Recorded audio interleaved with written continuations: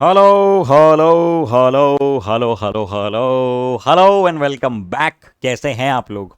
उम्मीद करता हूं कि बिल्कुल मज़े में हो, मेरी तरह स्वस्थ हो, व्यस्त हो और अपने काम में मस्त हो। तो चलिए शुरुआत करते हैं आज के हमारे इस सेशन की।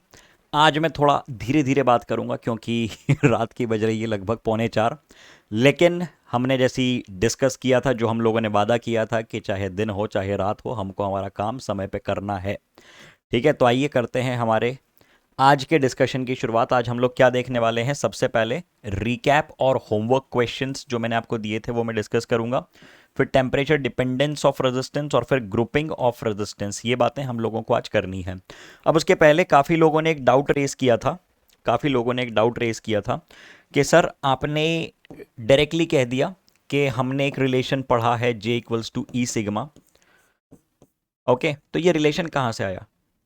तो वैसे तो आप लोग अगर थोड़ा सा सोचते तो ये आंसर आप लोग निकाल लेते, और कई लोगों ने निकाला भी। कमेंट सेक्शन में मैंने देखा कि एक स्टूडेंट ने उन्हीं लॉजिक्स को जो हम लोगों ने यूज़ किए थे उन्हीं को यूज़ करके उसने ये रिलेशन डिराइव किया। हाँ, लेकिन फिर भी इट्स अ जेन्युइन डाउट, तो मैं आपको बताता हूँ एक बार फिर से कि ये क्या चर्चा है, ये कैसे आया। क्या हमको इतना पता है कि अगर ये एक कंडक्टर है आपके सामने जिसकी लेंथ कुछ एल है, जिसका क्रॉस सेक्शनल एरिया कुछ ए है, और इसके अक्रॉस जो पोटेंशियल डिफरेंस है वो v है, तो क्या मैं ये कह सकता हूं, सबसे पहली बात, क्या मैं ये कह सकता हूं कि अकॉर्डिंग टू ओम्स लॉ हमने पढ़ा है ना? बिल्कुल पढ़ा है। ओम्स लॉ क्या कहता है? ओम्स लॉ कहता है v equals to I times of R. जी सर, क्या ये बात हमको मालूम है? मैं आपसे पूछ रहा हूं, क्या ये बात हमको मालूम है? बिल्कुल मालूम है। So this is the first point. Okay, दूसरी बात कि क्या हमको इलेक्ट्रोस्टैटिक्स के नॉलेज से इतना पता है, क्या हमको इलेक्ट्रोस्टैटिक्स के नॉलेज से इतना पता है कि v equals to E times of L होता है? जी सर, हमको ये बात भी मालूम है ना? तो मैं इसको लिख रहा हूं सेकेंड पॉइंट। और क्या हमको ये बात मालूम है कि जो रेजिस्टेंस होता है उसको आप रो टाइम्स ऑफ एल बाय ए लिख सकते हैं? मालूम है ये बात सभी को? हाँ जी, बिल्कुल मालूम है ना? तो ये बन गया first point, second point, third point. First point, second point, third point. और डिस्कशन के दौरान आपको ये बात मैंने बताई थी कि रेजिस्टिविटी और कंडक्टिविटी दो रेसिप्रोकल टर्म्स हैं, अपोजिट टर्म्स हैं। मतलब रेजिस्टिविटी का उल्टा होगा कंडक्टिविटी। तो अगर सिग्मा जो है ये कंडक्टिविटी है, तो एक टर्म होती है रेजिस्टिविटी जो कि होती है रो, और उसको हम लोग लिखते हैं 1/सिग्मा। मालूम है क्या हमको? अरे बोलो यार, ये बात मालूम है कि नहीं मालूम है? हाँ जी सर, हमको मालूम है ये बात। ठीक है, ये बात हमको मालूम है, बड़ी अच्छी बात है। अब इतनी बातें जो मैंने लिखी हैं यहाँ से, अगर आप थोड़ा सा 2 मिनट भी शांति से बैठ के सोचते ना, आराम से आंसर निकाल लेते। अगर आप लोग 2 मिनट शांति से बैठ के सोचते, आप खुद आंसर निकाल लेते। लेकिन कोई दिक्कत नहीं है, ठीक है, करते हैं इसको डिराइव। आपने अच्छा हुआ, ये भी एक अच्छी बात है कि आप लोग डाउट्स रेस कर रहे हैं, है ना? करना चाहिए, क्योंकि हो सकता है कई और स्टूडेंट्स का ये डाउट होता, शर्म के मारे उन्होंने पूछा नहीं, तो आपके ज़रिए उनको भी मालूम चल जाएगा। अब देखो, सेकेंड और थर्ड इक्वेशन को, सॉरी, फर्स्ट और सेकेंड इक्वेशन को मैं इक्वेट कर रहा हूं, तो मैंने लिख दिया I R equal to E L from 1 and 2। 1 और 2 की हेल्प से हम लोगों ने क्या लिख दिया? हम लोगों ने लिख दिया I into R equals to E times of L. लिख सकते हैं कि नहीं लिख सकते हैं ऐसा, हाँ या ना? करते चलो, साथ साथ में करते चलो। मैंने पहले भी कहा है कि जो सीक्वेंस में मैं लेक्चर पढ़ा रहा हूँ, जिस फ्लो में मैं लेक्चर पढ़ा रहा हूँ, आप लोग भी बिल्कुल वैसे ही नोट करते चलेंगे। सेपरेटली बैठ के कोई भी नोट्स नहीं बनाएगा, अलग से हमको इसमें टाइम डेडिकेट नहीं करना है। इसी समय में हमें आंसर निकालना है और इसी समय में हमको पूरे नोट्स रेडी करने हैं। क्या आर को हम लोग रो एल बाई लिख सकते हैं? बोलना पड़ेगा। क्या आर को हम लोग रो टाइम्स ऑफ एल बाई ए लिख सकते हैं? हाँ जी, लिख सकते हैं। तो क्या मैंने इसको ई इंटू एल लिख दिया? हाँ जी, लिख दिया। तो क्या एल एल कैंसल आउट हो गए? बिल्कुल हो गए। क्या आई बाई ए को जे लिख सकते हैं? क्या जे यानी करंट डेंसिटी होती है I divided by A? Yes बिल्कुल होती है, यस बिल्कुल होती है। तो ये हम लोगों ने लिख दिया, लिख दिया। तो ये क्या बन गया, J times of rho equals to E. J times of rho बराबर ई। क्या रो को मैं 1/सिग्मा लिख सकता हूं? क्या रो को मैं 1/सिग्मा लिख सकता हूं? क्या रो को हम लोग 1/सिग्मा लिख सकते हैं? तो लिख दीजिए।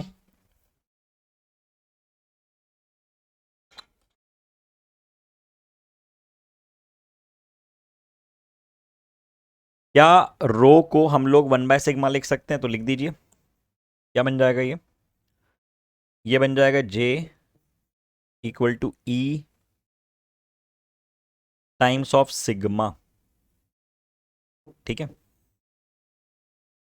जे equals to E times of sigma. Note कर लीजिए। सिंपल सी तो बात थी, कौन सी बहुत बड़ी बात थी। और इसमें से एक भी ऐसी चीज़ नहीं जो कि आपको नहीं पता हो। हाँ, बस ये है कि ये डायरेक्टली इक्वेट करके मैंने आपको ये आंसर नहीं बताया था, दैट आई एग्री। ओके, चलिए तो बातों को बढ़ा दिया जाए आगे। आई होप कि आपने ये पॉइंट लिख लिया है। काफ़ी काम का एक्सप्रेशन है ये। तो अभी तक हमको कौन कौन से एक्सप्रेशंस मालूम हैं, क्या एक्सप्रेशंस हमको मालूम है?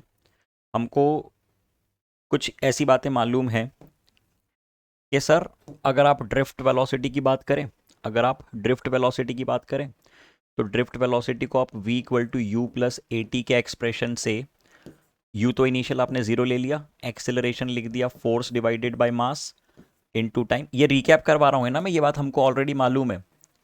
ये मत बोलना कि पता नहीं इतने सारे फॉर्मूले फटाफट बता दिए सर ने। ये रिकैप चल रहा है, पहले के 2 सेशंस में पढ़ चुके हैं हम लोग, वो लिख रहा हूँ मैं यहाँ पे।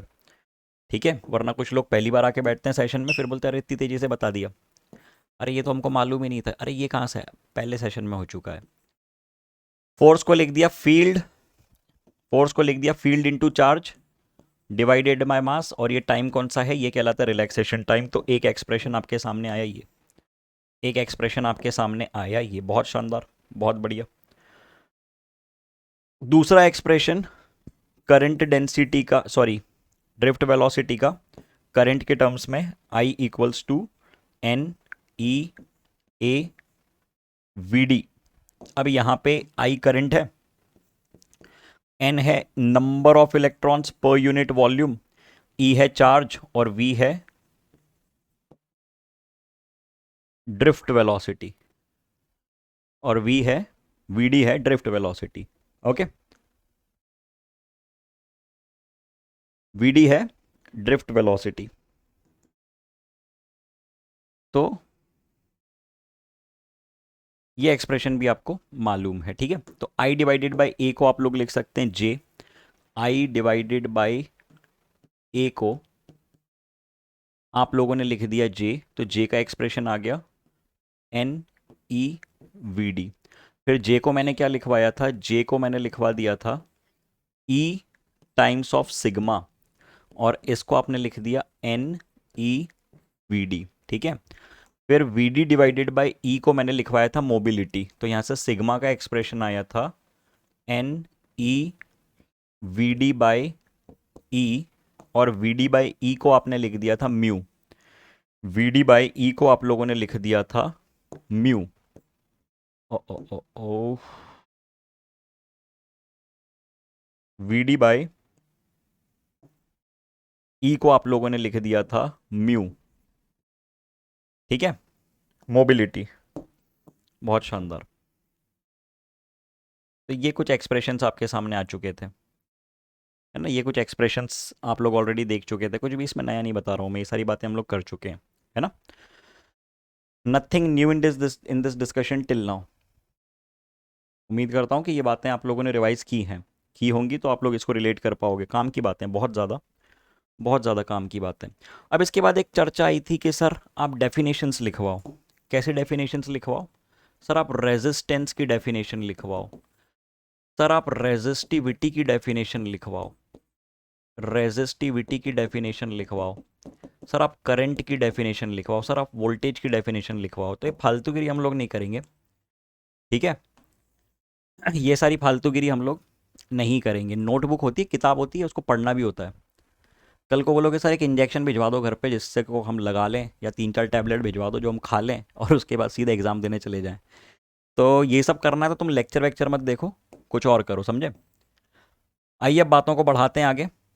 ओम्स लॉ का हमने डिस्कशन किया था। ओम्स लॉ का डिस्कशन क्या था? ओम्स लॉ का डिस्कशन कुछ ऐसा था कि अगर आपके पास एक कंडक्टर है और आपने पोटेंशियल डिफरेंस अप्लाई किया, आपने पोटेंशियल डिफरेंस अप्लाई किया V, तो सिस्टम में क्या होता है? सिस्टम में इलेक्ट्रिक फील्ड डेवलप होती है, सभी इलेक्ट्रॉन्स खींचते हैं towards the direction of electric field, और यहाँ पे करंट फ्लो होता है। इतनी बातें हमको मालूम है। इसके बारे में हम क्या लिख चुके थे? इसके बारे में हम लिख चुके थे कि V जो है वो प्रोपोर्शनल है I के, और प्रोपोर्शनैलिटी हटती है तो आता है एक कांस्टेंट जो होता है रेजिस्टेंस। अब रेजिस्टेंस बेसिकली क्या है? रेजिस्टेंस है रुकावट, रेजिस्टेंस है बाधा, रेजिस्टेंस है hindrance, hindrance in the path of electron. कौन ऑफर करता है? कौन ऑफर करता है? Offered by the conductor, offered by the conductor. ये बाधा है, ये रुकावट है, ये हिंडरेंस है इलेक्ट्रॉन के फ्लो के रास्ते में, जो कि कौन ऑफर कर रहा है? जो कि कंडक्टर ऑफर कर रहा है, due to its materialistic properties. ठीक है। फिर इसके बाद हमने ये बात की थी कि ये सब रिकैप चल रहा है, ये सारा रिकैप चल रहा है। हमने फिर बात की थी कि रेजिस्टेंस किन बातों पे डिपेंड करता है? ये डिपेंड करता है लेंथ पे, ये इन्वर्सली डिपेंड करता है एरिया पे। तो resistance equal to rho times of L बटा ए। होता है क्या? होता है ऐसा? हाँ जी सर, बिल्कुल होता है। अब ये रो क्या होता है? सर रो होता है रेजिस्टिविटी। रो क्या होता है? रो होती है रेजिस्टिविटी। और रो के बारे में आपने ये बोला कि ये है resistivity,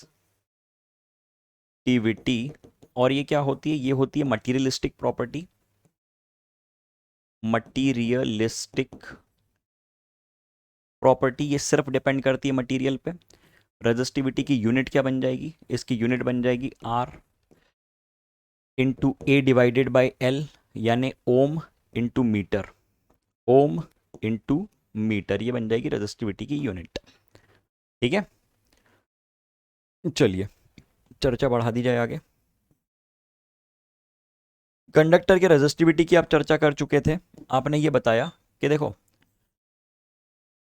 R equal to rho L by A. अब एक ऐसा कंडक्टर मानो जिसके लिए लेंथ यूनिटी है और एरिया भी यूनिटी है। ओके, तो हम लोग रेजिस्टिविटी कैसे डिफाइन कर सकते हैं? रेजिस्टिविटी हम लोग ऐसे डिफाइन कर सकते हैं, रेजिस्टिविटी हम लोग ऐसे डिफाइन कर सकते हैं, resistivity is the resistance offered by a conductor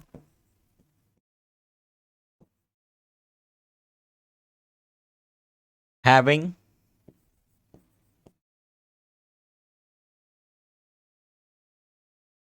unit length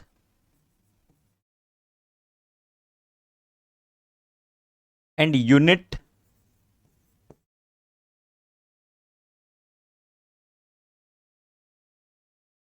cross sectional area,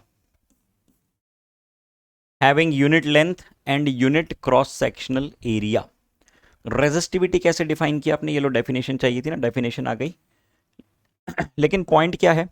point ये है कि डायरेक्ट अगर आप लोग डेफिनेशन रटने जाएंगे तो कोई सेंस नहीं है उस बात का। आप लोग पढ़ेंगे, हम लोग 10 बार बातें करते हैं किसी भी चीज़ की, बाय डिफ़ॉल्ट वो चीज़ें आपके सामने आ जाती हैं।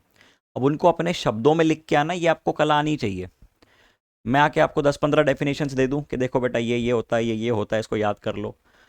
That is not quality education. हाँ करते हैं ऐसा, कई जगहों पे होता है ना, कि आप लोगों को डायरेक्टली बता दिया जाता है कि इतना इतना याद कर लो, आपका काम हो जाएगा। स्कूल्स में कॉमनली यही पैटर्न फॉलो होता है, but that's not what we call as education. Okay, तो वो सही तरीका नहीं है। हम लोग बात कर रहे हैं ना, हम लोग समझ रहे हैं। तो आपको समझ में अगर आ गया है तो थोड़ा बहुत तो इंग्लिश आपको आती है, इसको लिख के आने में कौन सी दिक्कत है? हमको पता चला कि R equal to rho L by जैसा कोई फॉर्मूला होता है। अब इमेजिन करो कि एक कंडक्टर है जिसकी लेंथ यूनिटी है, जिसकी लेंथ यूनिटी है, जिसकी लेंथ यूनिटी है और एरिया भी यूनिटी है, और एरिया भी यूनिटी है। एक ऐसा कंडक्टर जिसकी लेंथ यूनिटी है, एरिया यूनिटी है, तो क्या उसके लिए रेजिस्टेंस और रेजिस्टिविटी बराबर आ गए? बिल्कुल आ गए। तो क्या इसकी डेफिनेशन तुम खुद बना सकते हो? ये पावर मैं तुमको देना चाहता हूं कि तुम खुद बनाओ ना डेफिनेशन। तुम डिपेंड क्यों हो रहे हो कि सर आएंगे डेफिनेशन बताएंगे फिर हम रटेंगे फिर हम लिख के आएंगे? ये बन गई डेफिनेशन। क्या बोला आपने? Resistivity is the resistance offered by a conductor जिसकी लेंथ यूनिटी, एरिया यूनिटी, खत्म बात। 100% सही डेफिनेशन है, टेक्निकली है। ठीक है, चलो लिखना है तो लिख लो, लिख लो, स्क्रीनशॉट ले लो, जो करना है कर लो, बातें बढ़ाते हैं आगे। अब अगली चर्चा आ रही है temperature dependence of resistivity and resistance. बहुत इंटरेस्टिंग बात है ये, बहुत ही इंटरेस्टिंग बात है, ध्यान से सुनना। ठीक है, ध्यान से सुनना। पहले समझते हैं, पहले थोड़ा सा फील करते हैं बातों को कि टेम्परेचर चेंज होने से रेजिस्टिविटी या रेजिस्टेंस चेंज होना भी चाहिए या नहीं। टेम्परेचर चेंज होने से रेजिस्टिविटी या रेजिस्टेंस चेंज होना भी चाहिए या नहीं, ये समझ रहे हैं।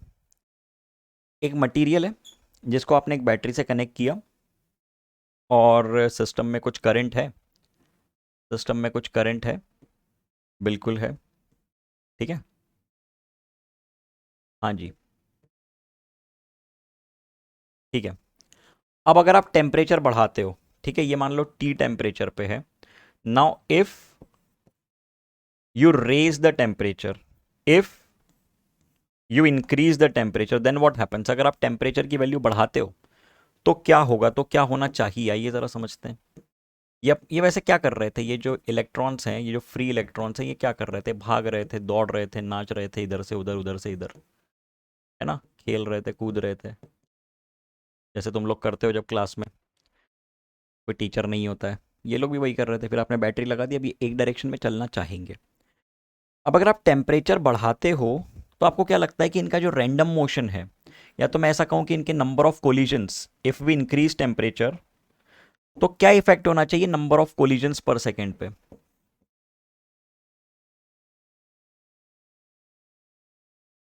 Number of collisions per second पे क्या इफेक्ट होना चाहिए? क्या होना चाहिए?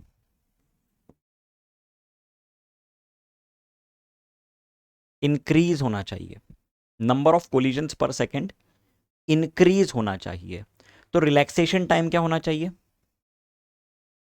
रिलैक्सेशन टाइम क्या होना चाहिए?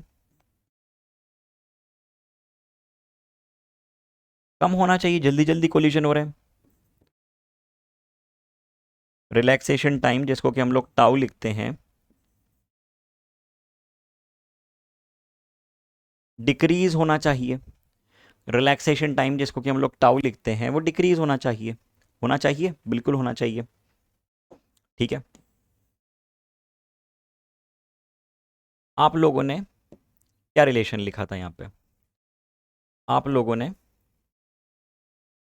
क्या रिलेशन लिखा था यहां पे? देखो जरा, क्या आप लोग sigma equal to n e mu लिख सकते हो, या n e v d by e लिख सकते हो? बिल्कुल लिख सकते हो।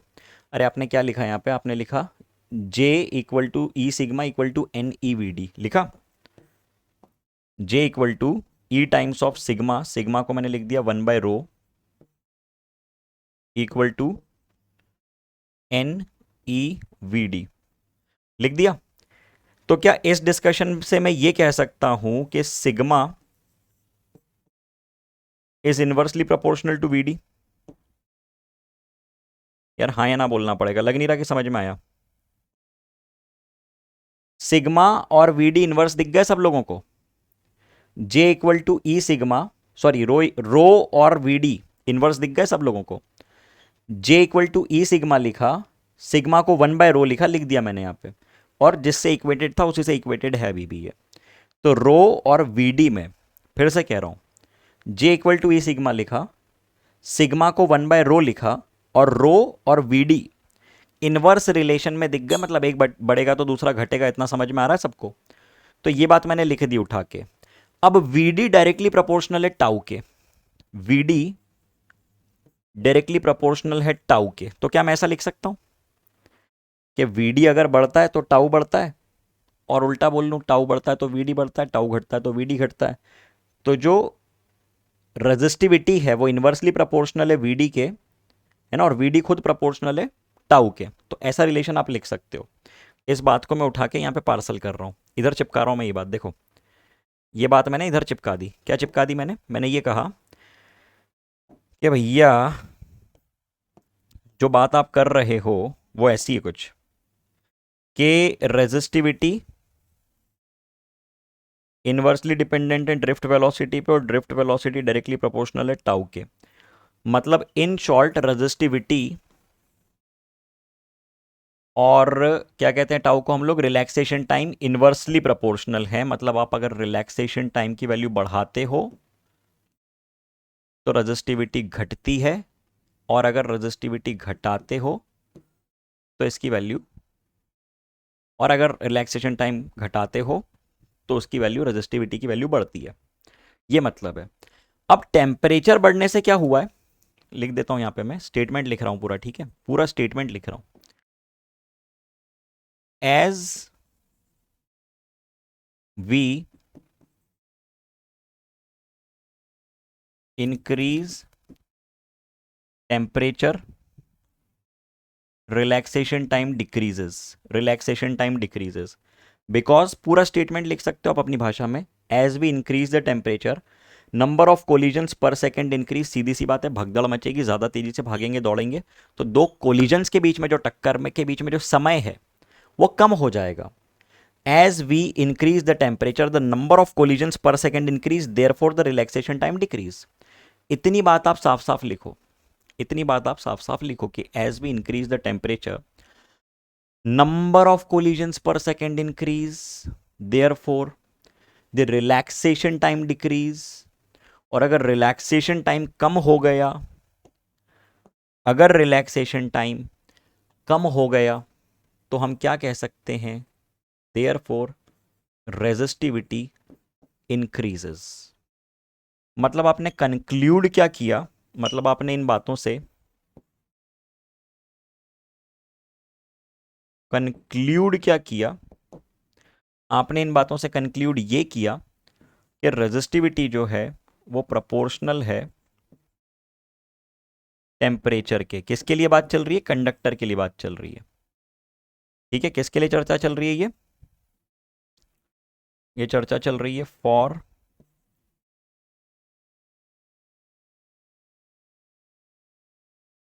A conductor, for a conductor resistivity proportional है टेम्परेचर के। किसके लिए, कंडक्टर के लिए, ठीक है।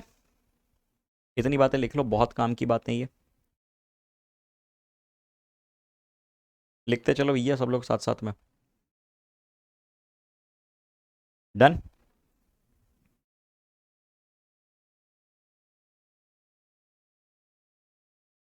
चलो बहुत बढ़िया। तो आपने बात ये बोली, इतनी बात आपने लिखी। अब मैं जो बता रहा हूं वो एक्सपेरिमेंटल फैक्ट है, तो इसको आप ऐसे ही लिख सकते हैं, इसको आप ऐसे ही लिख सकते हैं,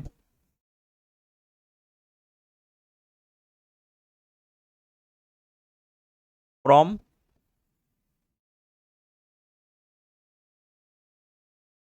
एक्सपेरिमेंट्स, एक्सपेरिमेंट्स के द्वारा हमको ये मालूम है, क्या मालूम है, वर्ड्स में लिखता हूं पहले, ठीक है।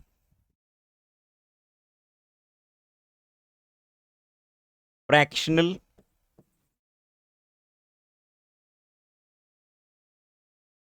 Change in resistivity is directly proportional, directly proportional to the temperature difference. लिखो इस बात को पूरा शब्दों में, fractional change in resistivity is proportional to the temperature difference. अब इस बात का क्या मतलब है कि फ्रैक्शनल चेंज इन रेजिस्टिविटी, तो मेरे भाई फ्रैक्शनल चेंज इन रेजिस्टिविटी, इसको एक लाइन में लिख दूं क्या, आ रहा है समझ में। फ्रैक्शनल चेंज इन रेजिस्टिविटी जो होता है वो ये होता है, change in resistivity divided by the original value. और ये किसके प्रोपोर्शनल है, ये प्रोपोर्शनल है टेम्परेचर डिफरेंस के, डेल्टा टी के। ये है लॉ, ठीक है, ये लॉ कह लो या एक्सपेरिमेंटल फैक्ट कह लो, this is the law, this is the statement in fact. ठीक है, अब डेल्टा रो क्या है, इसको रो नॉट भी लिख सकते हो, और रो नॉट क्या है,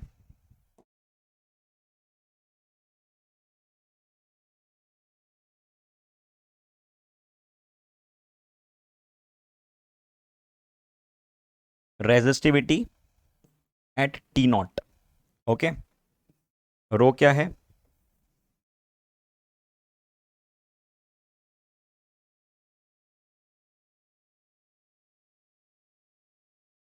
resistivity at some temperature T. बहुत शानदार। तो आपने लिखा डेल्टा रो, डेल्टा रो क्या है, डेल्टा रो क्या है, चेंज इन रेजिस्टिविटी, बढ़ रही है रेजिस्टिविटी टेम्परेचर बढ़ने से, है ना, तो this is rho minus rho nought.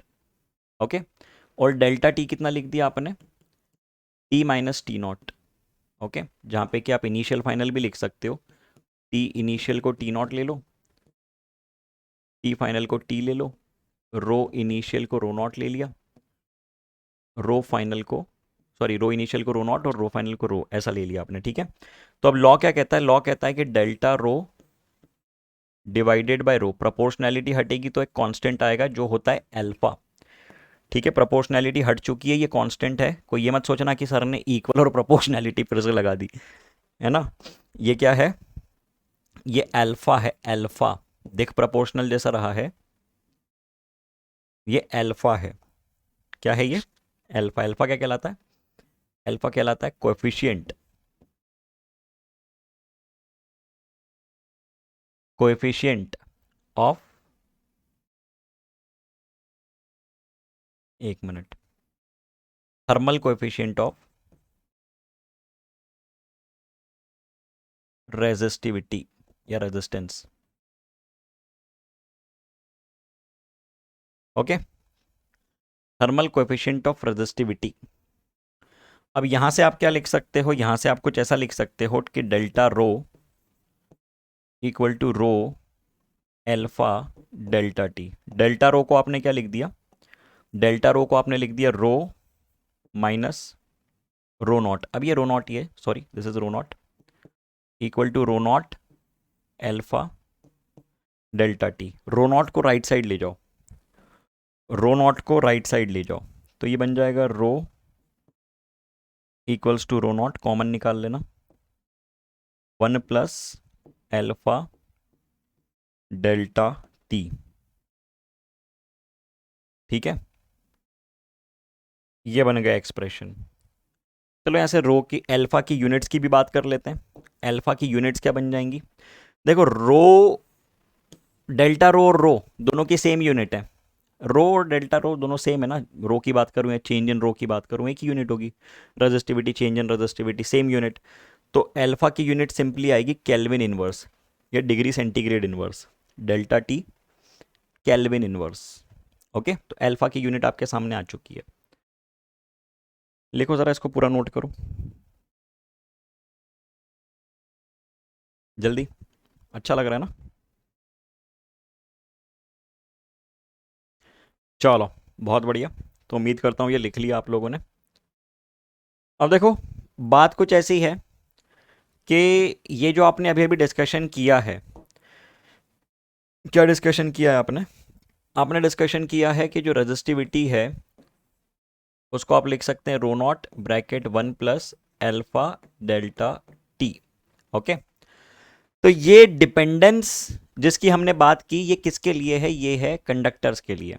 Okay, अब अगर हम लोग बात करें कॉपर की as a function of temperature, तो वो एक सर्टेन रेंज तक नियरली स्ट्रेट होगा, उसके बाद थोड़ा कर्व होता है, कॉपर एग्जैक्टली स्ट्रेट नहीं जाता है।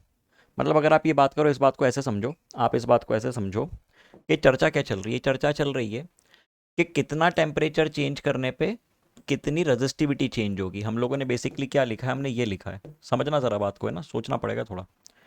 हमने लिखा है कि डेल्टा रो बाय रो ये डिपेंड कर रहा है डेल्टा टी पे। तो आप ऐसे सोचो कि अगर आप टेम्परेचर को 0 से 100 केल्विन तक लेके जाते हो, फिर 100 से 200 केल्विन तक लेके जाते हो, फिर 200 केल्विन से 300 केल्विन तक लेके जाते हो, फिर 300 केल्विन से 400 केल्विन लेके जाते हो।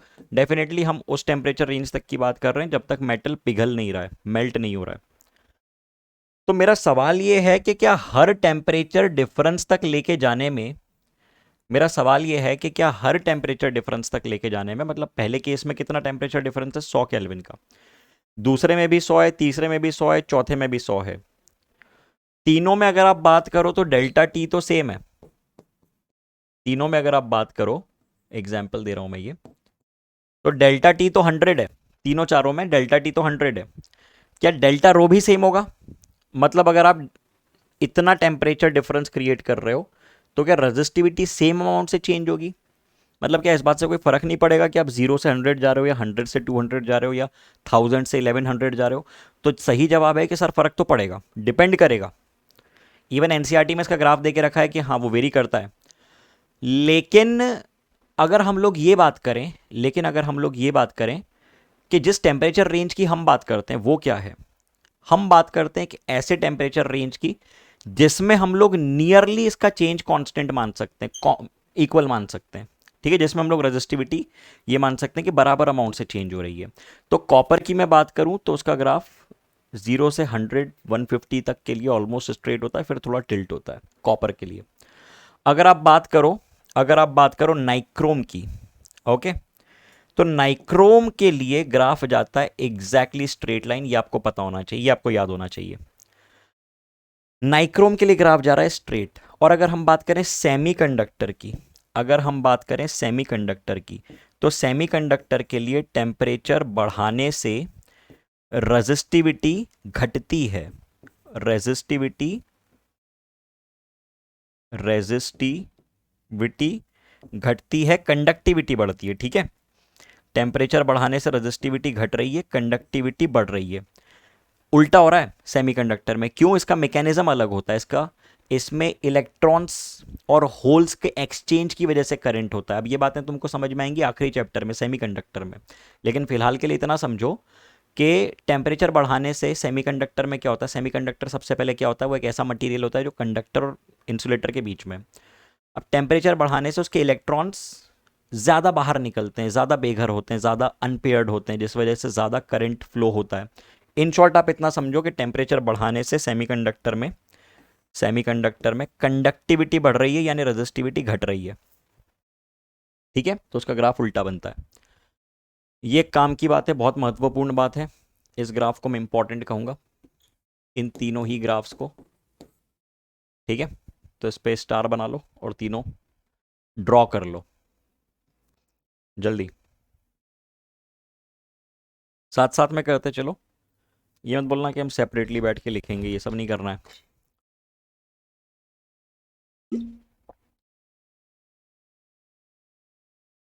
ठीक है, चलो बातें बढ़ाते हैं आगे। अब अगला कॉन्सेप्ट आपके सामने आ रहा है कलर कोडिंग। अब ये कलर कोडिंग जो है, देखो बेसिकली इसमें लिखा हुआ है फॉर सेल्फ स्टडी, सिंपल सा टॉपिक है, फिर भी हम लोग पढ़ लेते हैं, है ना। इसमें भी कंट्रोवर्सी रहती है कि सर ये बोर्ड के डिलीटेड पोर्शंस में है या नहीं। तो मैं ये कहता हूँ कि देखो 5 या 10 मिनट एक्स्ट्रा देने में कोई फ़र्क नहीं पड़ेगा, क्योंकि CUET में इंक्लूडेड है, नीट में, मेंस में इंक्लूडेड है ना। अब बोर्ड में अगर है या नहीं है उस बात से इतना फ़र्क नहीं पड़ रहा है, क्योंकि आप लोगों को कॉलेज भी पहुंचना है ना। अब देखो क्या होता है कि अगर आप लोग मार्केट जाओ कभी रजिस्टर खरीदने, तो दुकानदार को जाके आप ये नहीं बोल पाओगे कि यार हमको 2.5 इंटू 10⁻³ ओम का रेजिस्टेंस दे दो, या हमको 2 इंटू 10⁻8 ओम का रेजिस्टेंस दे दो। ऐसी बातें करना फिजिबल नहीं है ना। और वो ढूंढेगा कैसे, इतने इतने से रजिस्टर हैं, उस पर कहाँ लिखेंगे 2.34 इंटू 10⁻⁻8, कैसे लिखेंगे? दिक्कत वाली बात है। उसके बदले क्या करते हैं ना, इस झमेले से बचने के लिए कुछ कुछ स्ट्रिप्स बना देते हैं, अलग अलग कलर्स की, कुछ स्ट्रिप्स बना देते हैं इसके ऊपर, कुछ ऐसे, ठीक है, समथिंग लाइक दिस। इस प्रकार से आप कुछ स्ट्रिप्स बना देंगे इस रजिस्टर के ऊपर।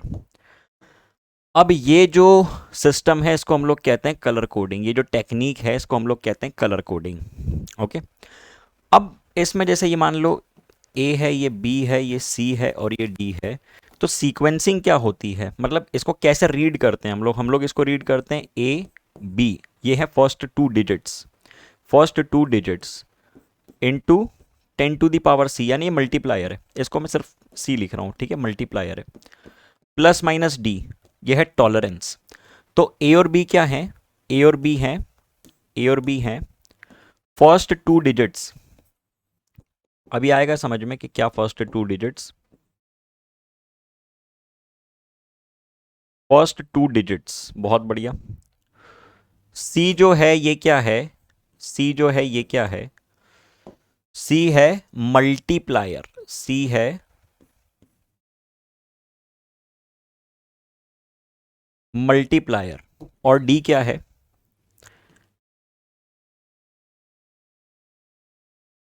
डी है टॉलरेंस, डी क्या है, डी है टॉलरेंस, डी क्या है, डी है टॉलरेंस। ओके, ठीक है, इतनी बात समझ में आती है। तो आइए ज़रा समझते हैं कि क्या मल्टीप्लायर, क्या टॉलरेंस, क्या वैल्यूज़ होती हैं, किस तरह से इसको हमें याद रखना है। आपको एक निमोनिक टेक्निक याद रखनी है, जो मैं यहाँ पे लिख रहा हूँ, आपको पता भी होगी, है ना, कोई नई बात इसमें नहीं है, सबको याद रहती है।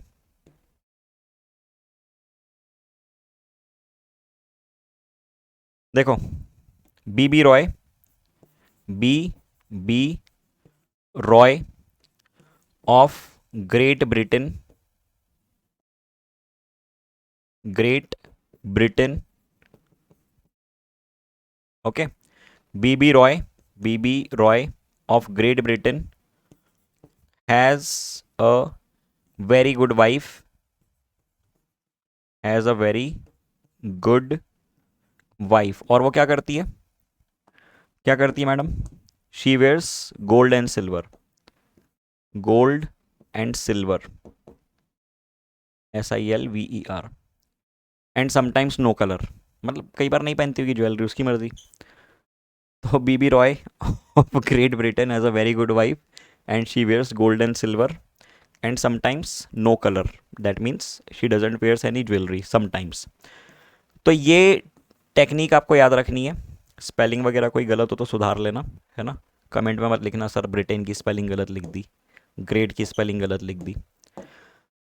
अब देखो ये आप लोगों ने दे दिया sequence, B B Roy of Great Britain has a very good wife, और वो मैडम क्या करती हैं, वो गोल्ड सिल्वर और कई बार नहीं पहना कुछ। तो इस तरह से आप पूरा याद रख सकते हो सीक्वेंस, इस तरह से आपको पूरा सीक्वेंस ये याद रह जाएगा, कभी नहीं भूलोगे, ठीक है। अब ये जो मल्टीप्लायर मैंने आपको बताया, जो आपको डिजिट्स बताया कि स्टार्टिंग के जो दो डिजिट्स हैं ए और बी, वो क्या हैं, वो ये हैं। अगर मान लो सबसे पहले जो स्ट्रिप है वो ऑरेंज है, तो आप क्या देखोगे कि ऑरेंज कलर के करस्पॉन्डिंग क्या नंबर है, ऑरेंज कलर के करस्पॉन्डिंग है नंबर 4, तो यहां पे आप क्या लिख दोगे, यहां पे आप लिख दोगे 4, ठीक है। अगली स्ट्रिप कौन सी है, सेकेंड स्ट्रिप, ये फर्स्ट टू डिजिट्स है ना, ए और बी, ए और बी, सेकेंड स्ट्रिप ब्लू है, तो ब्लू, ये ब्लू कलर है, वॉलेट कलर है, ये क्यों, कौन सा कलर है ये, ब्लू होता है ना ये, हाँ, पर्पल ब्लू, तो ये है जैसे ब्लू, तो ब्लू पे आपने टिक कर दिया, ब्लू के करस्पॉन्डिंग क्या है, ये 6 है, इसके करस्पॉन्डिंग 6 पे टिक कर दो, तो ये पहली दो डिजिट मिल गई आपको, ये मिल गई आपको पहली दो डिजिट, ठीक है। तो ब्लू क्या है 6 इनटू, अब आएगा मल्टीप्लायर, मल्टीप्लायर क्या है रेड, मल्टीप्लायर क्या है रेड, तो रेड पे टिक कर दो, रेड के करस्पॉन्डिंग क्या है 2, नहीं 2 नहीं, अब तो दो डिजिट्स आ चुकी हैं, इसके बाद आएगा मल्टीप्लायर यानी 10 to the power 2, तो यहाँ पे आप क्या लिख दोगे, into 10 to the power 2 plus minus tolerance, tolerance क्या है, अब टॉलरेंस में जो है 3 कलर आ सकते हैं, गोल्ड सिल्वर और नो कलर, तो इसमें हम लोग बना देते हैं, गोल्ड के लिए ले लेते हैं थोड़ा सा और भड़कीला कलर, कैसा होता है गोल्ड, ऐसा होता है, ऐसा होता है, बना के देखें, ये तो येलो ही दिख रहा है, तो सिल्वर ले लेते हैं। सिल्वर कैसा दिखेगा? सिल्वर दिखेगा, सिल्वर कैसा दिखेगा? सिल्वर ग्रेइश दिखेगा थोड़ा, ऐसा ऐसा ले लेते हैं, ठीक है। ये बन गया सिल्वर, मान लो सिल्वर है। ओके, तो चांदी के लिए क्या बोला? Gold, silver and no colour. चांदी के लिए कितना टॉलरेंस है? सिल्वर के लिए 10% का टॉलरेंस है, ठीक है। तो आपने लिख दिया यहाँ पे ±10%। तो आंसर आ गया आपके रेजिस्टेंस का। अब आप लोग बता दोगे, कल को अगर आप दुकान पे गए और उस रेजिस्टेंस पे ये कलर्स छपे हुए थे, तो आप क्या बताओगे? आप ये बताओगे कि ये जो रेजिस्टेंस है इसकी वैल्यू है 46 इंटू 10⁻², ±10%, और यूनिट्स स्टैंडर्ड यूनिट्स ओम। ये आंसर है आपके रेजिस्टेंस का, ठीक है। तो लिख लो पूरी बात, काम की बातें, जल्दी लिखो। ये भी लिख लो, बना लो।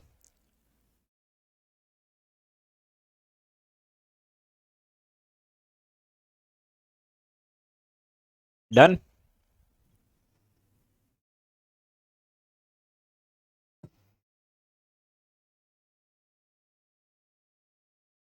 चलो कुछ सवाल जो दिए थे वो डिस्कस करते हैं। सबसे पहले specific resistance of a wire depends upon, पता है हम लोगों को। मास पे डिपेंड बिल्कुल भी नहीं, लेंथ पे डिपेंड नहीं, एरिया ऑफ क्रॉस सेक्शन पे नहीं, किसी पे डिपेंड नहीं करता है। मटीरियलिस्टिक प्रॉपर्टी है, मटीरियलिस्टिक प्रॉपर्टी, सिर्फ मटेरियल पे डिपेंड करेगा, उसके अलावा किसी भी चीज पे डिपेंड नहीं करेगा। अगला सवाल, the resistance of a wire of cross sectional area A and length L is R ohm, resistance of another wire of same material.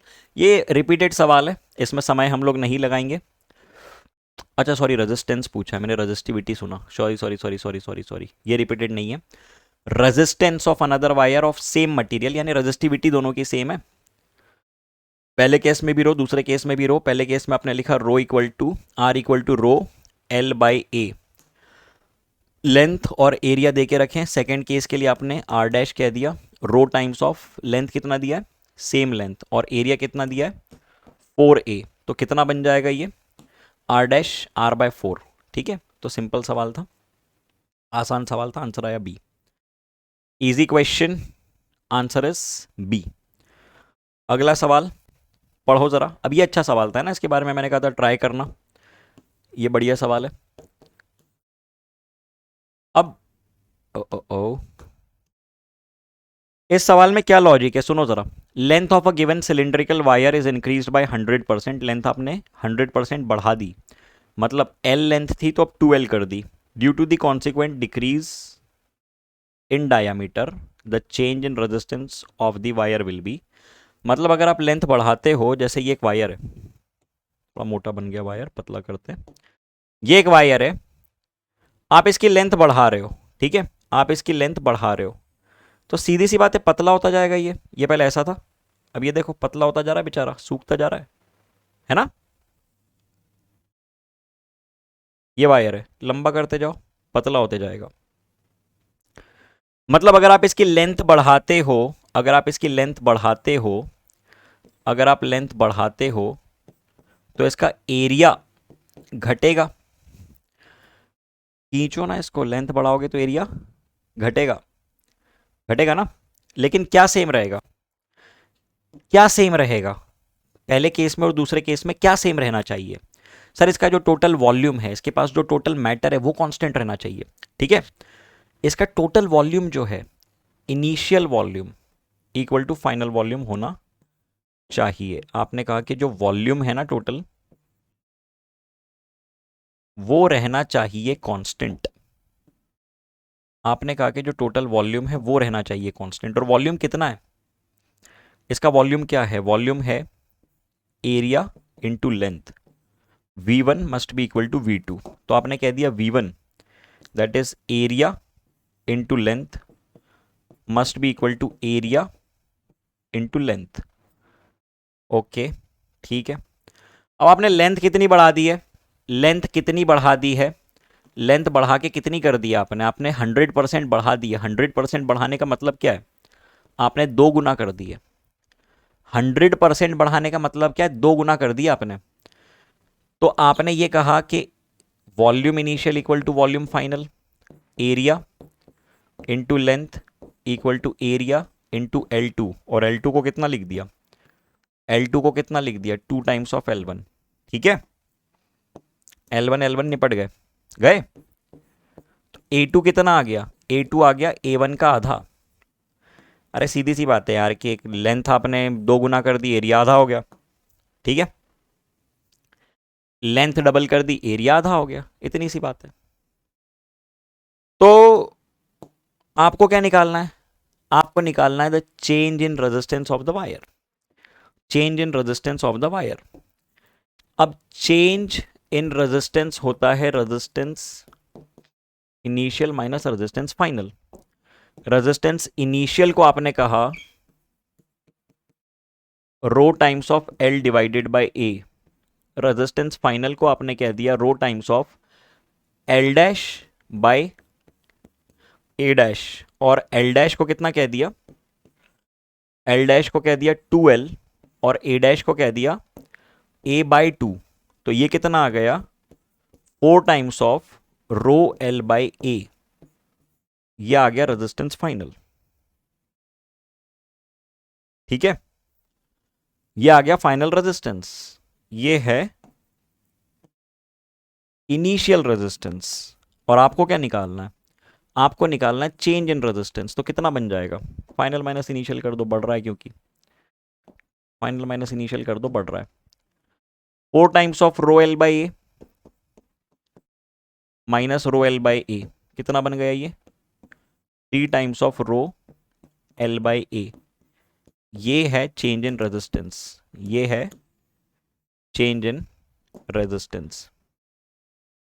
ठीक है, देख लो ध्यान से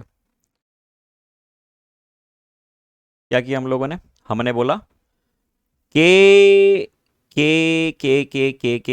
लेंथ बढ़ी तो एरिया घटा। अच्छा, उसने चेंज इन रेजिस्टेंस परसेंट में पूछा है, परसेंट में पूछा है, परसेंटेज चेंज। तो कैसे निकालेंगे परसेंटेज चेंज, वैसे तो यहां से देख के भी बता सकते हो। देखो सुनो, फॉर्मूले से भी बता देता हूं परसेंटेज चेंज कैसे निकालते हैं। ऐसे निकालते हैं, ऐसे पहले फॉर्मूले से बताता हूं, फिर डायरेक्ट लॉजिक बताऊंगा। Delta R by R, delta R by R, अब ये रो L बाई ए को आप लोग आर लिख सकते हो। ठीक है, delta R divided by R, delta R को लिख दिया 3 times of rho L by, और आर को लिख दिया रो L बाई ए, ये नहीं पड़ गया, इंटू 100, 300% बढ़ गया, 300% बढ़ गया। अब इसको डायरेक्टली कैसे करोगे, आपके पास 50 रुपए थे, आपके पास 50 रुपए थे, और अब आपके पास 100 रुपए, तो कितने परसेंट बढ़े, 50 का 100, 50 रुपए थे, अब 100 रुपए कर दी, कितने परसेंट बढ़े, 50% या 100%, कितना, 100% बढ़े, जितना अमाउंट था उतना ही बढ़ गया। आपके पास 50 रुपए थे, अब आपके पास 55 रुपए हो गए, 55, कितना परसेंट बढ़ा, 50 रुपए से 55 रुपए, कितना परसेंट बढ़ा, 50 का 55 मतलब 5 रुपए बढ़े। 50 का कितना परसेंट 5 होता है, कितना, 5% या 10%, 1/10 होता है। तो 10% अमाउंट बढ़ा है। 50 से 55 अगर आपने किया तो 10% बढ़ा है, 50 से 60 किया तो 20% बढ़ा है, 50 से 100 किया तो आपने कितना परसेंट बढ़ाया, 100% बढ़ाया है। आपने 50 से 150 कर दिया तो आपने कितना परसेंट बढ़ा दिया, 200% बढ़ा दिया। आपने 50 से 200 कर दिया, मतलब आपने 4 गुना कर दिया। 50 से 100 किया, 2 गुना किया तो 100% बढ़ा। 50 से 150 किया, 3 गुना किया तो कितने परसेंट बढ़ा, कितना परसेंट बढ़ा, 50 से 100 में 2 गुना किया, 100% बढ़ा। 50 से 150 में 3 गुना किया, 200% बढ़ा। 50 से 200 में 4 गुना किया, 300% बढ़ा। समझ में आ रही बात, मतलब अगर मेरे पास x अमाउंट है, अगर मेरे पास x अमाउंट है, मैं x का 2x कर देता हूं तो मैंने 100% इंक्रीज किया है। मैं x का 4x कर देता हूं तो मैंने 300% इंक्रीज किया है। मैं x का 10x कर देता हूं तो मैंने 900% इंक्रीज किया है। इसी लॉजिक से मेरे पास इनिशियल था रो L बाई ए, अब है 4 times of rho L by A, तो मैं डायरेक्टली यहां से देख के ही बोल सकता हूं कि 300% बढ़ाया है। और अगर ऐसे समझ में ना आए तुमको लगे कि यार ये तो पता नहीं क्या मास्टर ने क्या क्या बोल दिया, कुछ समझ नहीं आया हमको, तो ये फॉर्मूला लगा देना। ठीक है, जीवन सफल है तुम्हारा, कर लेना, ठीक है। सिंपल है बात, नोट कर लो इतनी, नोट करो नोट करो नोट करो नोट करो नोट करो नोट करो।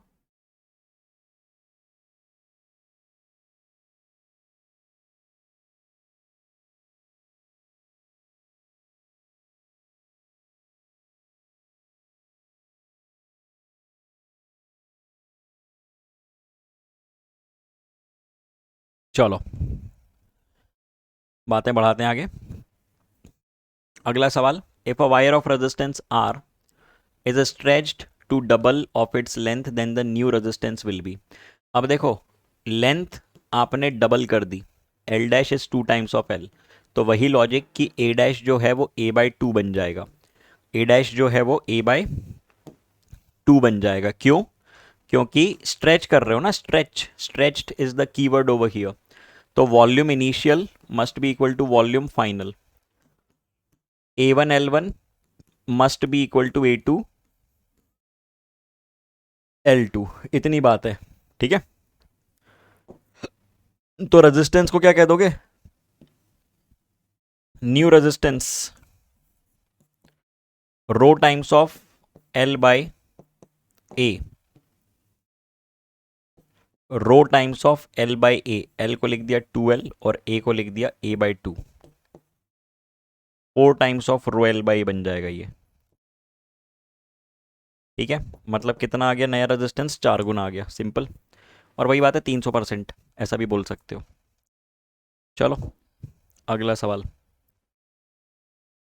when a wire of uniform cross section A and length L and resistance R is bent into a complete circle, the resistance between two of the diametrically opposite points। अब ये मैं अभी बताऊंगा combination of resistance के बाद, है ना, बताऊंगा ये मैं कॉम्बिनेशन ऑफ रेजिस्टेंस पढ़ाने के बाद अभी मैं सिखाऊंगा, ठीक है, आज ही के लेक्चर में। चलो तो फिर ये भी उन्हीं पे बेस्ड है, हम लोग आते हैं कॉम्बिनेशन ऑफ रेजिस्टेंस पे, कॉम्बिनेशन ऑफ रेजिस्टेंस पे आ रहे हैं। देखो, दो तरह के कॉम्बिनेशन है, आपने जो बचपन में पढ़ा है वही बात मैं कंटिन्यू करने वाला हूँ, कुछ नया नहीं बताने वाला हूँ, इसलिए थोड़ी सी स्पीड हम लोग ज़्यादा रखेंगे, क्योंकि 8वीं 9वीं 10वीं में हम लोगों ने कहीं ना कहीं ये बातें पढ़ी हुई हैं और वही बात है, कोई नई बात इसमें मैं नहीं बताऊंगा, ठीक है। कॉम्बिनेशन ऑफ रेजिस्टेंस की अगर बात करें तो दो तरह के कॉम्बिनेशन हमको देखने हैं, एक होगा सीरीज और दूसरा होगा हमारा पैरेलल कॉम्बिनेशन। तो ये जब दो रेजिस्टेंसेस को, पहले दो पे बात करते हैं, फिर हम लोग जनरलाइज कर देंगे, एन रेजिस्टेंस पे बात करेंगे। तो अगर दो रेजिस्टेंस को मैं कुछ इस तरह से लगाता हूं कि उनमें सेम करंट फ्लो होता है, क्या फ्लो होता है? सेम करंट फ्लो हो रहा है,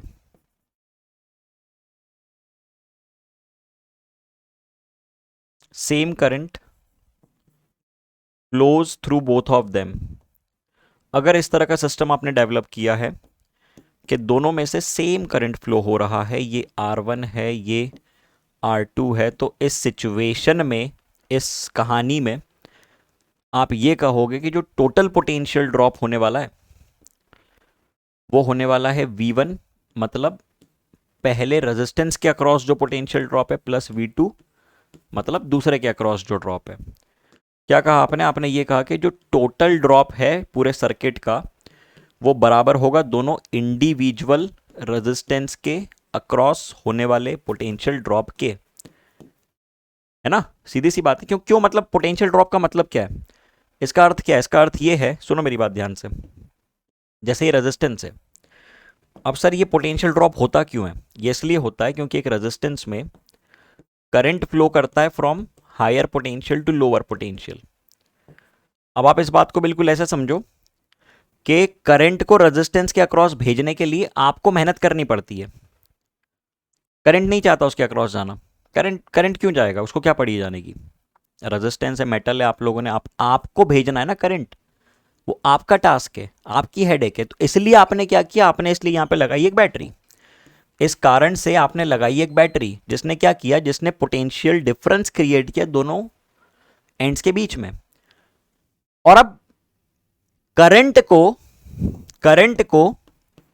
एक पॉइंट से दूसरे पॉइंट भेजने के लिए आपको मेहनत करनी पड़ रही है, आपको पोटेंशियल ड्रॉप देना पड़ रहा है, पोटेंशियल डिफरेंस क्रिएट करना पड़ रहा है। और हमने दो रेजिस्टेंस ले लिए, तो क्या मैं ये कह सकता हूं कि जो टोटल पोटेंशियल ड्रॉप होगा, मतलब जो टोटल काम हम कर रहे हैं करंट को एक पॉइंट से दूसरे पॉइंट तक भेजने में, वो दो जगहों पे खर्च हो रहा है। सिंपल भाषा में बोल रहा हूं एकदम, वो दो जगहों पे खर्च हो रहा है, एक यहां और एक यहां, पहला यहां और दूसरा यहां। ठीक है बात। तो हमने ये कह दिया कि जो टोटल पोटेंशियल ड्रॉप है वो है V1 प्लस V2, वो है V1 प्लस V2। तो आप लोग ये लिख सकते हैं कि V, जो टोटल टोटल पोटेंशियल ड्रॉप है, is I into R equivalent. अब सर ये आर इक्विवेलेंट क्या बोला है?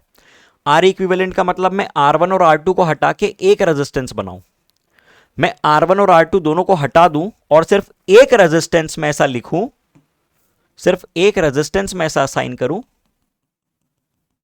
जिसके अक्रॉस उतना ही पोटेंशियल ड्रॉप हो रहा है जितना इन दोनों के अक्रॉस हो रहा है। क्या कहा मैंने? फिर से रिपीट कर रहा हूं कि इक्विवेलेंट सर्किट का मतलब क्या है? इक्विवेलेंट का मतलब क्या है? इक्विवेलेंट सर्किट का मतलब यह है कि आप R1 और R2 को हटा दो और एक ऐसा रेजिस्टेंस लगाओ जिसके इर्द गिर्द उतना ही पोटेंशियल ड्रॉप हो जितना इन दोनों के अक्रॉस मिला के हो रहा है। मतलब ये अकेला उन दोनों का काम कर दे, इतनी सी बात है सर। ठीक। तो आप क्या लिखोगे? V equal to I into R equivalent. बहुत बढ़िया है ना। V1 को क्या लिखोगे? V1 को लिखोगे I इंटू R1 और V2 को क्या लिखोगे? I into R2। I into R1 का मतलब कि सिर्फ R1 के अक्रॉस जाने में कितना पोटेंशियल ड्रॉप हो रहा है। I इंटू R2 का मतलब कि सिर्फ R2 के अक्रॉस जाने में कितना पोटेंशियल का ड्रॉप हो रहा है। ठीक है। तो हम लोग क्या लिख देंगे? हम लोग लिख देंगे V यानी I into R equivalent equals to I into R1 plus I into R2। I तो सेम है थ्रू आउट, कैंसल आउट हो गया। इक्विवेलेंट रेजिस्टेंस आ गया R1 प्लस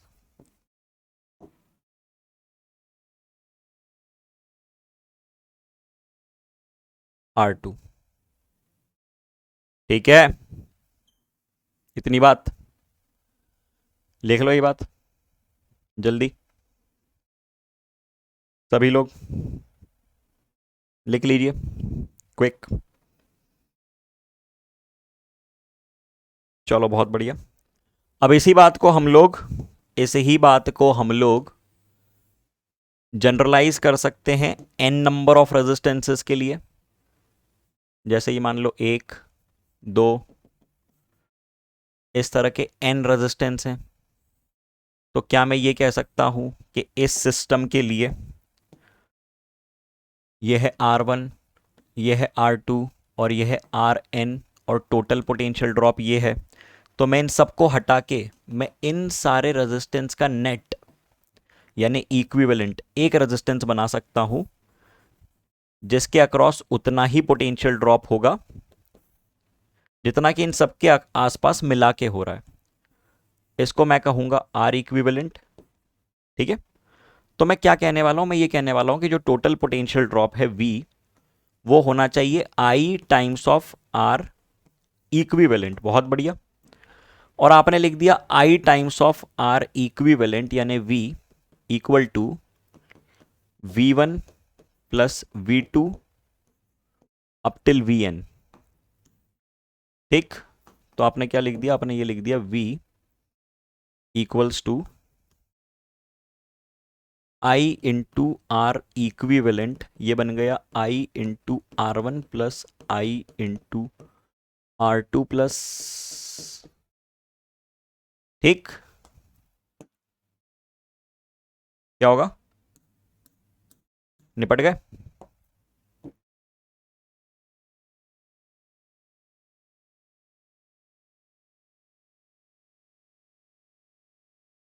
ये है रिजल्ट सीरीज कॉम्बिनेशन का, ये है रिजल्ट सीरीज कॉम्बिनेशन का।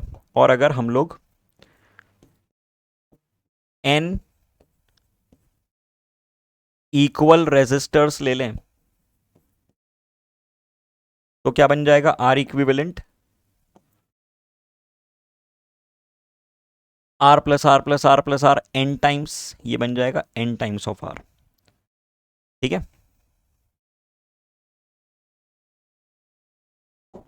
नोट करो जल्दी।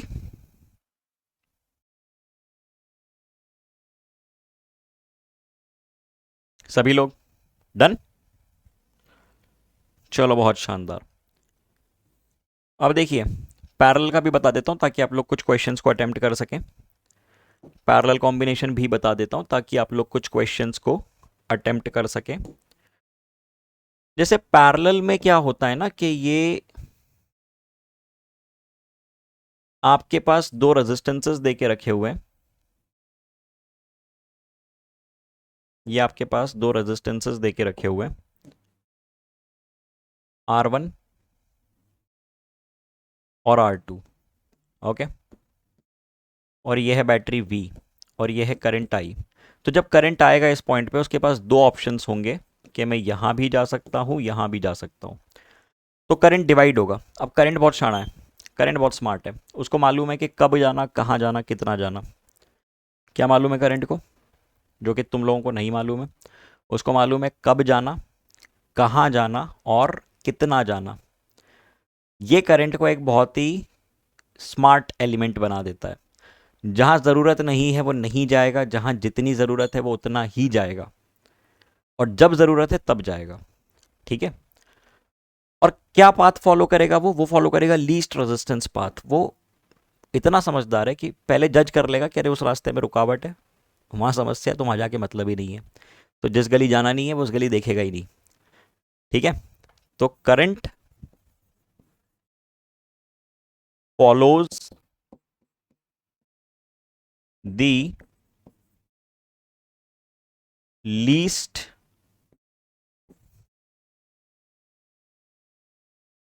रेजिस्टेंस पाथ, इस बात का ध्यान रखना।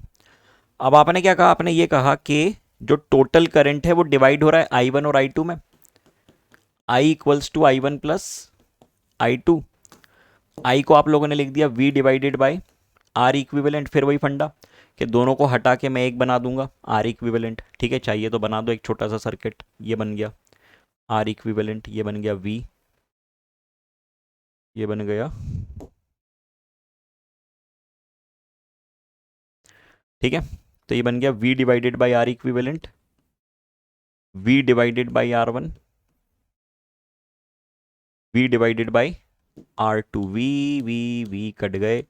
1/R इक्विवेलेंट को आप लिख सकते हैं 1/R1 प्लस 1/R2, और इस ही एक्सप्रेशन को आप अरेंज करके लिख सकते हैं R1 R2 upon R1 plus R2। ठीक है, बहुत बढ़िया। अब मान लो कि मेरे पास n एक जैसे रेजिस्टेंस हैं जो मैंने पैरेलल में लगा दिए, n सिमिलर रेजिस्टर्स हम लोगों ने पैरेलल में लगा दिए।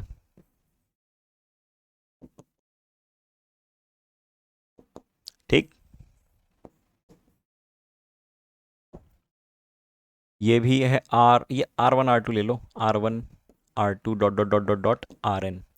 तो आप लिखोगे 1/R equivalent is 1/R1 plus 1/R2 plus 1/RN। और अगर ये सारे बराबर हैं आपस में, और अगर ये सारे आपस में बराबर हैं, R ले लो इनको। ठीक है, तो क्या लिख दोगे इसको आप लोग, 1/R equivalent is n times of 1/R। लिख दोगे कि नहीं लिखोगे? लिख दोगे ना? तो R इक्विवेलेंट कितना आ गया? R इक्विवेलेंट आ गया R/N।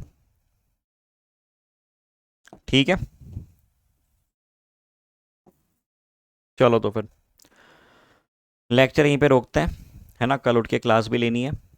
तो मिलते हैं फिर से हम लोग अब अगले लेक्चर में। तब तक क्या करना है आप लोगों को, ये सारी बातें रिवाइज करनी है, जितने भी डेरिवेशंस करवाए हैं, जो बचे हुए क्वेश्चन है वो ट्राई करना। इसके बाद मिक्स ग्रुपिंग बताऊंगा, सक्सेसिव मेथड ऑफ रिडक्शन बताऊंगा। ये कुछ सवाल मैंने दिए हैं इधर, इनको आप लोग ट्राई कर लेना, ठीक है। होमवर्क क्वेश्चन चाहिए, तो होमवर्क में मैं लिख रहा हूँ, होमवर्क क्वेश्चंस करना है और री सॉल्व टुडेज क्वेश्चंस। देखना नहीं है, ठीक है, न्यूज़पेपर की तरह पढ़ना नहीं है। आज के सवालों को वापस उनके सॉल्यूशंस हाइड करके सॉल्व करना है। और रीडिराइव जितनी भी बातें करवाई हैं, ठीक है। तो चलो फिर मिलते हैं अगले सेशन में। करते चलो, रोज़ का काम रोज़ करते चलो, बहुत सारी चीज़ें करनी है अपने को, सिलेबस ख़त्म करवा के रिवीजन करना है, मैराथन होगी, बहुत सारे प्लान्स हैं अभी आगे आपकी एग्ज़ाम तक। तो वो तभी सक्सेसफुल हो पाएंगे जब आप लोग रोज़ का काम रोज़ करते चल रहे हो, ओके। प्रोकेस्टिनेशन नहीं करना है, मतलब चीज़ों को आगे टालना नहीं है। आज का कल, कल का परसों, परसों का नरसों, ऐसे काम नहीं चलेगा, ठीक है। तो चलो फिर मिलते हैं अगले सेशन में, बाय।